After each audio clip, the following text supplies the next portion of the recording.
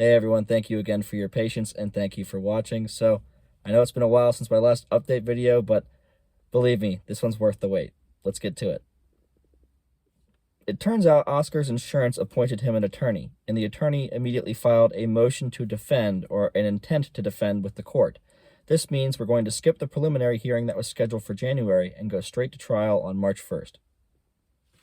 So in the notice of intention to defend, Oscar's attorney says that they have a general denial of liability, stating that the defendant is not indebted as alleged, the defendant did not commit the wrongs as alleged, the defendant denies each and every allegation contained in the complaint and demands strict proof thereof, and they have other affirmative defenses as well. So this is what gets me really upset. Number 3, that the defendant specifically denies the existence of any causal connection of the injuries to the accident alleged. Basically what the attorney is saying is that Oscar bears no responsibility in the way that he hurt myself, damaged my car, and hurt Robert, the motorcyclist. That's what's most important. Really makes me sad. I understand. I've heard naysayers in the comments say, contributory negligence, which again, I understand. And I also have seen assumption of risk. I let him drive, which is true. He lied his way into the driver's seat, but technically I did let him drive. That is technically true. However, denying that he hurt Robert, the motorcyclist, and denying responsibility for that when he was in control of the vehicle, that's wrong. And that upsets me greatly. And that brings me right back to the reason why I want to take him to court, and that's why we're going to court. So even the attorney's trying to deny that, and that makes me really upset. So definitely reaffirming why I want to go to court in the first place.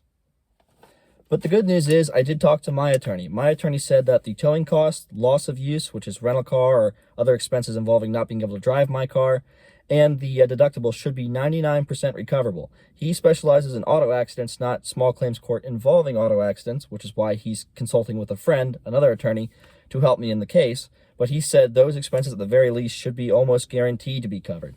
He needs to see what I've signed so far, what releases I've signed, but he said 99% chance those costs should be covered, which is good going into here because even though Oscar's attorney, in my opinion, is being very shady, my attorney did say that at the very least, those costs should be covered. So that's the good news.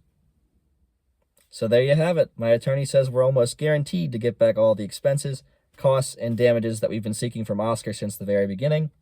And he said not to pay this threatening letter any mind. So I want to thank you all for your patience on waiting for this update video. I know it's been a long time, and I hope to see you guys at the post-trial car meet that I'm hosting. I'm hosting a car meet at the Annapolis Westfield Mall on March the 1st after the trial. Check the link in the description for the Facebook event. And I might have to change the time a little bit as we get closer to the event to make sure everything is on time. But if you guys show up, you'll be the very first to hear how the trial went and what the results were long before I update that video for YouTube. So hope to see you all there. Check the link in the description as well for the censored high-definition images of these files. And I'll see you in the next one.